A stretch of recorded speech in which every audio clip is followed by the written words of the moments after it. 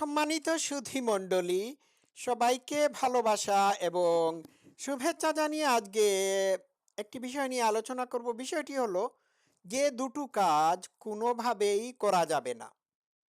এই দুটো কাজ আমরা প্রায় করে থাকি। প্রথম যে কাজটি আমরা করে থাকি সেটি হচ্ছে যে আমাদের স্টোরিজ, আমাদের জীবনের গালগল্প, আমাদের জীবনের দুঃখের কাহিনী, ঘটে যাওয়া মিজারি, এগুলোকে মানুষের সাথে শেয়ার করি।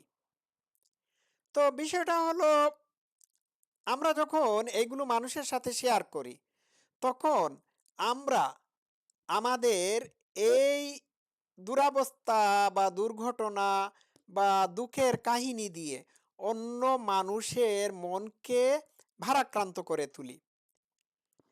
আমাদের এখানে লক্ষ্য রাখতে হবে, আমরা যাদের সাথে আমাদের মিজারি বা দুঃখ কষ্টকে শেয়ার করছি তারা কি আদতে আমাদের এই কথাগুলো শুনতে চাচ্ছে? আমরা আসলে আমাদের মিজারি বা দুঃখের কাহিনী বা গাল গল্প অন্যদেরকে শুনিয়ে দিয়ে আমরা তাদেরকে বিরক্ত করি। তো আপনারা লক্ষ্য করবেন যে আপনাদের কারো সাথে যদি কেউ তাদের জীবনের দুঃখের কাহিনী শেয়ার করে, তাৎক্ষণিকভাবে আপনার বা আপনাদের মন খারাপ হয়ে যায়। তো এটি তো অন্যের মন খারাপ করে দেওয়া বা বিষাদগ্রস্ত করে দেওয়ার অধিকার তো আমাদের কারোই নাই। ঠিক আছে? তো এই কাজটি করা যাবে না। আপনি যখন আপনার দুঃখের কাহিনী মানুষের সাথে শেয়ার করবেন, তখন মানুষ কি এটি চাচ্ছে আপনার কাছ থেকে? এই জিনিসটা চাচ্ছে, সেই বিষয়টাতেও সেই দিকেও তো খেয়াল রাখতে হবে। তাহলে কাউকে জোর করে নিজের জীবনের গাল গল্প, নিজের জীবনের স্টোরি শোনানো আমি প্রয়োজনীয় বলে ব্যক্তিগতভাবে মনে করে থাকি না। আর আরেকটি কথা মনে রাখতে হবে, যখনই আপনার আপনার ব্যর্থতা, আপনার দুঃখ, আপনার পারিবারিক জীবনের ঝামেলা যন্ত্রণা বা আপনার পার্সোনাল ইস্যু মানুষের সাথে শেয়ার করবেন, তখন মনে রাখবেন এই মানুষগুলোই আপনার এই বিষয়গুলোকে অন্য মানুষের কাছে এক্সপোজ করে দেবে ওপেন বা অস্ত্র হিসাবে। কখন করবে? যখন আপনার সাথে সম্পর্ক নষ্ট হয়ে যাবে। আর সম্পর্ক নষ্ট না হলেও পরে জাস্ট বলার খাতিরে, বলার জন্য অন্য মানুষের সাথে শেয়ার করে দিতে পারে। সুতরাং এইখানে প্রাইভেসির সমস্যা আছে। ঠিক আছে, গেল এইটা।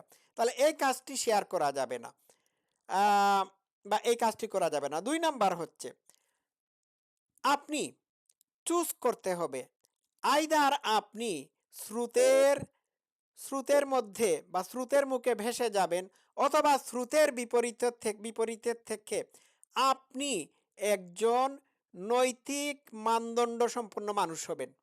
সমাজের 99% মানুষ যখন 99% মানুষ যখন অন্যায় কাজ করে কিংবা খারাপ জিনিসের প্র্যাকটিস করে, তখন আপনি তার বিপরীতে দাঁড়িয়ে আপনি আপনি একজন হলে পরেও আপনি রাইট কাজ করবেন।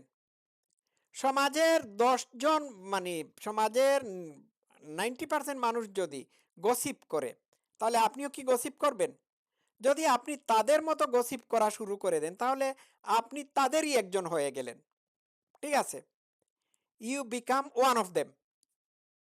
তো এটি করা যাবে না। আর আরেকটি কথা হলো যে আপনাকে চিন্তা করতে হবে, আপনি যাদের সাথে চলাফেরা করছেন, আপনি কি তাদের লেভেলে চলে যাবেন নাকি আপনি আপনার জায়গায় থাকবেন? তো এই সমস্ত মানুষ আপনার কলিগ, আপনার সহকর্মী, বন্ধু, পরিবারের মানুষজন কিংবা আপনার পুরানা কোনো ঘনিষ্ঠজনও হতে পারে। তো এরা যখন কোনো কাজ করবে, এই কাজগুলো যদি এই কাজগুলো যদি রুচিসম্পন্ন না হয়ে থাকে, তাহলে আপনিও কি এই কাজগুলো করবেন? যদি করে থাকেন তাহলে তো আপনি তাদের মতো হয়ে গেলেন।